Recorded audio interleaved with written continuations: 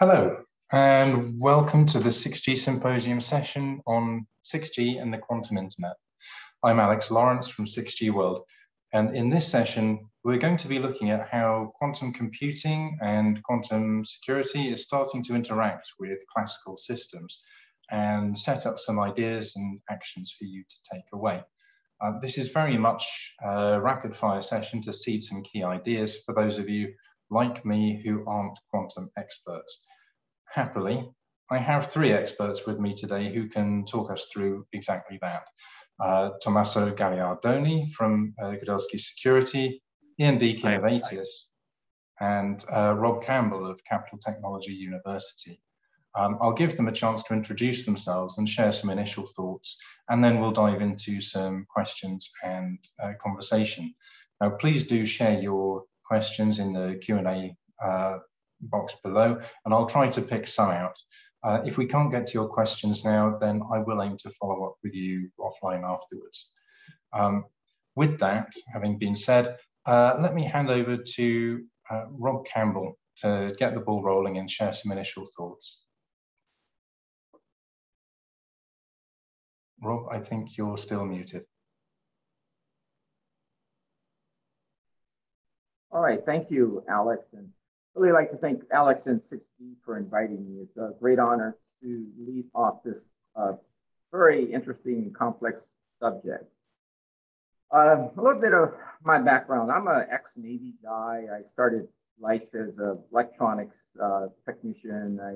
I went through officer candidate school, became a cryptologist, which we studied both cryptography and we studied how to break cryptography and how to build cryptography. From there, I went into the space program, the National Reconnaissance Office space program, and worked space systems engineering from cryptography and communication. Then I went into private sector work for some defense contractors where I worked for the typical names that you hear of, big names in the defense industry. Then I became a professor, a part-time professor at Capital Tech University teaching cybersecurity, and got my PhD in quantum technology there. And I'm currently a PhD chair of the Quantum Computing Technology Research Program. So that's a little bit about my background and where I come from. I want to talk about 6G, and a lot of people wonder, oh, well, what happened to 5G? Well, 5G is still kind of rolling out, but already there's talk and discussion about 6G because we realize that there's some lessons learned. There's some synergies there that we can grab from the 5G experience that is still ongoing, and we can perhaps develop a better architecture in something we call 6G. 6G is still being defined, but we know that there are certain aspects that we must consider. Number one and foremost is security. And some people say, well, security and privacy, but personally, I don't see the difference. I mean, if my data is not private, I don't see how it's secure. But so I say security is a critical enabler for 6G. And one of the things that is really impacting everyone in the industry is quantum computing. How will quantum computing impact 6G? And where is the state of the art of quantum computing? It's kind of confusing. I know you hear different things on the internet and various journals. Everybody's talking about quantum computing. You have some that are saying that it's very distant. Some are saying that it's here. I'm of the mind it's here. And I'll get into why I say that a little later. But so quantum computing is one of the significant aspects that we must consider for security for 6G. China 2021, they published a paper where they demonstrated the world's fastest quantum computer, which is a 66 quantum bit computer that's two-dimensional program quantum bits, which means basically it surpasses IBM, surpasses Google. So it's at the moment in the public sector, it's claiming to be the world's fastest quantum computer. So essentially, this is setting off a race, I mean, basically a global race, which has been undergoing for actually decades. Another aspect that's going to impact quantum computing, especially here in the US and those who are involved and follow NIST as far as their standards. I've been working with following NIST standards when it comes to quantum computing algorithms that may defend against quantum computing attacks for a number of years. So where NIST is right now, we've had 3 rounds essentially where there are 3 submissions, international submissions, algorithms in which these algorithms are tested and verified, validated to be quantum resistant. And I use that term specifically, resistant. So we're on the edge of NIST releasing standards, draft standards next year. And that time frame goes from 2022 to 2023. Now, this is a huge impact to the entire industry because it's not well understood how these algorithms will impact the industry. They're very complex algorithms that we've never seen before. They were not designed for the hardware processors that we have today. So there are lots of complexities involved to make this work. The third item is our PKI, Public Key Infrastructure. If you think about our public key infrastructure, it started like in the 70s. And essentially, it was never designed to be a public key infrastructure like it is today, which the internet and everything uses it. So it was a hodgepodge of cryptography that was patched together, put together. And then when the internet came and they said, oh, that's a great way to secure the internet, a great way to secure documents, a great way to secure communication. It was never designed to do that from the beginning. So it was basically a hodgepodge of technologies that are outdated, old, they don't work well together, and we have many, many flaws that are vulnerable without a quantum computer. You hear about these attacks, solar winds, and they go on and on. There are many, many, many you don't hear about. So it has great vulnerabilities, and it really needs, we need to take a look at public key infrastructure and how we do business. The fourth aspect is, as I mentioned, these algorithms that NIST is about to standardize, they are nothing like we've worked with before. I published papers on these algorithms. I personally ran tests, verified on different platforms, and they're nothing like what we have. And so it's a massive undertaking. In fact, it's the most complex migration of cryptography in history. And I don't think everybody understands that because it has a lot of parts. We have a lot of specialists today who understand one part, but they don't understand the other part, and so on and so on. So I think these are all things we have to consider when we talk about a security enabler for 6G. And the last point here on this slide is we're moving away from large platforms, desktops, all of that. Everything is the IoT devices, the low power devices. Everything from your thermostat, your refrigerator, controls, heat, everything is moving to the internet, and it's low power, and it is connected. So 6G will have to consider how will it help to secure these devices. Now, when you talk about the cryptography that's NIST about to standardize, I mean, these low-power devices cannot handle, they don't have the processing power by definition. They're low power, low processing capability. So how do we handle that? So these are significant points that I see as far as 6G and when it comes to quantum computing and security. Next slide, please. Okay, so there's one aspect I didn't really discuss, and it's not really discussed very much, and for good reason. And we're talking about the state of quantum computing, where it is today. And so essentially, for most people in the public, what they know about the state of the art of quantum computing is what they read on the internet, what they may read in Nature or some quantum computing journal. And that is unclassified. That is public knowledge. That's public information. Now, what we don't talk about, again, but we have to consider, and we would be naive not to consider that nation states around the world have been working on quantum computers for decades.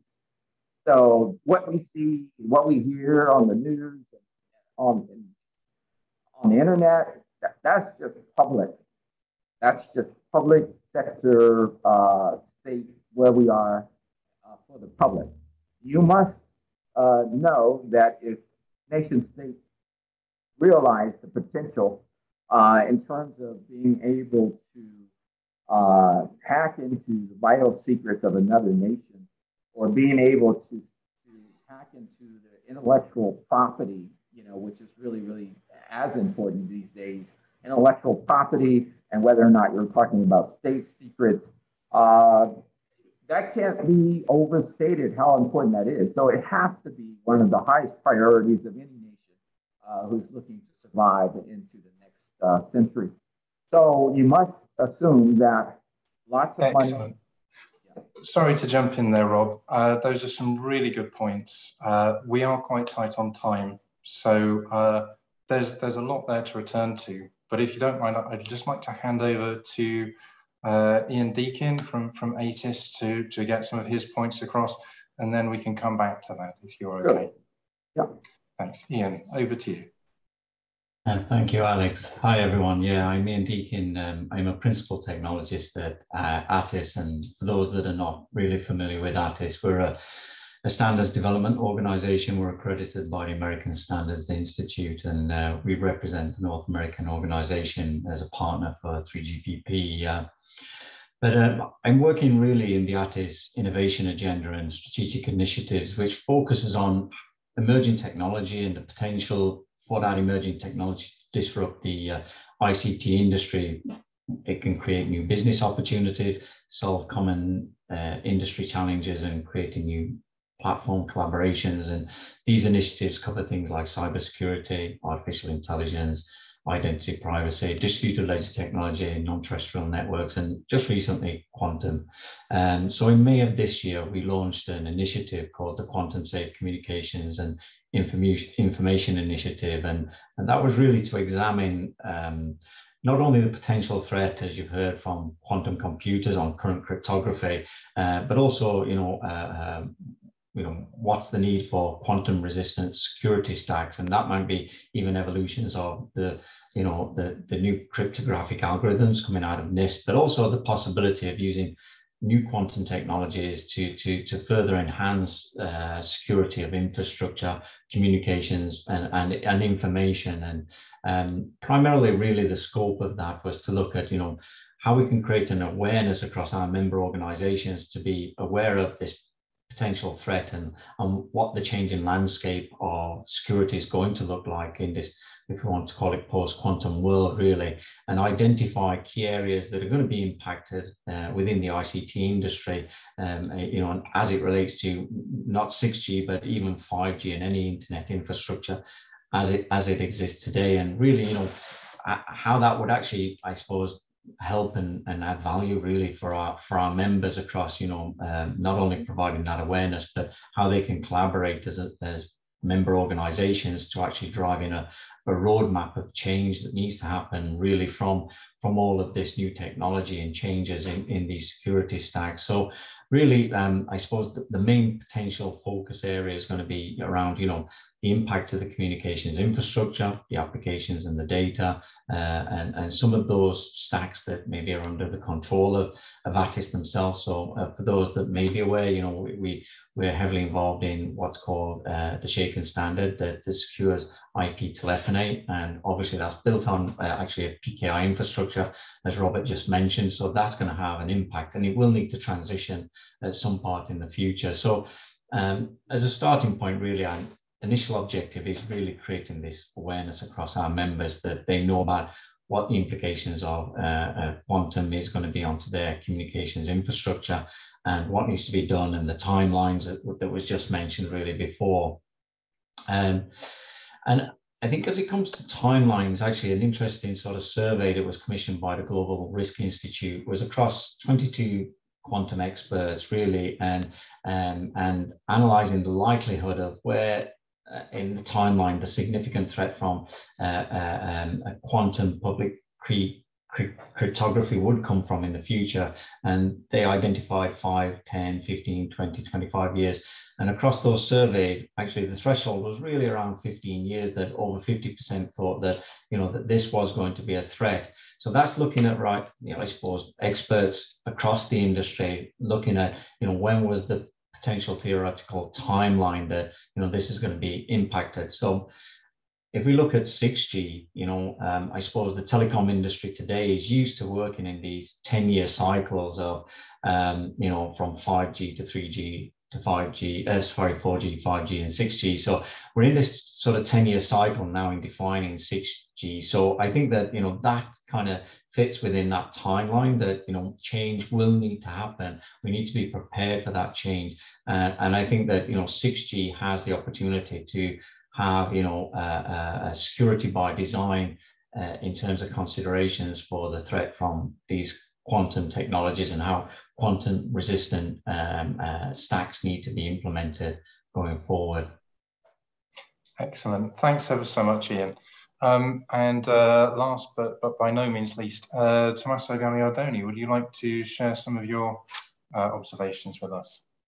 Thank you very much, Alex. I think I will just keep my introduction short. You can Google me, you can contact me on LinkedIn or by email. You're very welcome to do it. I will just say that I come more from the science background. So I am a mathematician and cryptographer. I am currently driving the quantum initiative at Swiss-American cybersecurity, Kudelski Security.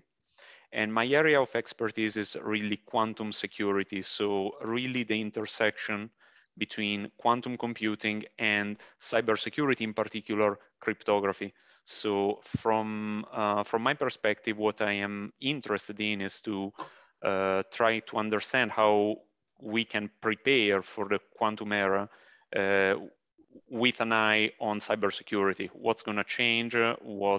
What we have to be prepared for. And I'm really looking forward to the discussion here at the 6G World. In preparation for this, I sketched the topic map that maybe we can, thank you very much.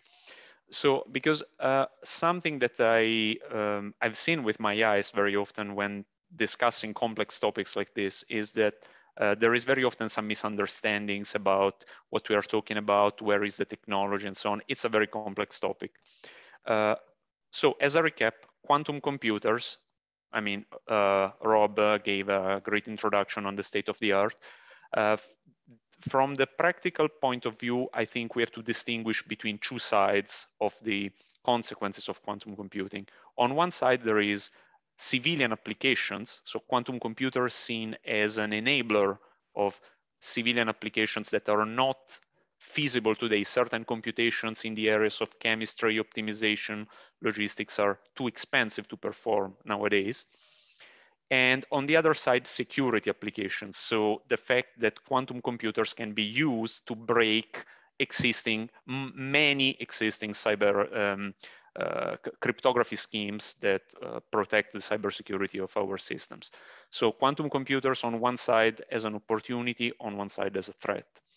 Regarding the threat, that is where the quantum security discussion comes into play, we have to remember that there's two possible defenses. One is the quantum resistant cryptography, sometimes called post-quantum, quantum safe, whatever, which are cryptographic schemes that are purely classical and can run on today's computer and are being standardized right now. Again, there is this ongoing standardization process by NIST. On the other side, there is quantum cryptography that is using quantum effects in a defensive way. And this goes in two broad areas that sometimes are confused. One is quantum key distribution, which exists today. It's a little bit of a niche technology. You can buy it, you can deploy it. It only has certain uses. On the other side, there is cryptographic quantum protocols. That is where the quantum internet becomes interesting, although it is more with a future outlook. Because here the idea is when quantum computers are going to start becoming mainstream, the next consequence is that we want to connect them in a network. And if you want to connect them in a network, you have to come up with a new bunch of solutions in terms of securing data, securing the communications, and the quantum data exchange therein. So given all this landscape that we have, the question that we want to look at is, what about 6G? What can we do to integrate some of these opportunities into the 6G technology, and how to mitigate some of the threat before they manifest? And this concludes my introduction, and maybe we can leave it to the audience. Excellent. Thanks, Tommaso. That was a great introduction. And I'd like to pick up on some of what you've all been saying here around the timeline. You know, you mentioned, Rob, that we may already have quantum computing and breaking quantum cryptography in some very specific nation-state environments. Tommaso, you've given us a sort of good overview there. But what elements of quantum computing and quantum security can we expect to see emerging during the 2020s? If we're having these standards for quantum safe computing being developed in the next couple of years, will we be able to move past them, do you think, during the 2020s? Or you know, what would your anticipation be? And I'll hand this first off to you, Tommaso, since you've given us that overview. Sure. It's a complex question. The main well, let's call it a challenge with quantum resistant cryptography is that, unlike classical cryptography, where you can clearly define that there is a scheme better than another scheme because maybe the key size is smaller, because it's faster, in the realm of quantum resistant cryptography, there is no one-size-fits-all solution. The mathematics behind the scheme is extremely complicated. The schemes that are being standardized are really diverse. Some of them are very fast, but have huge keys. Others have small keys, but large ciphertext.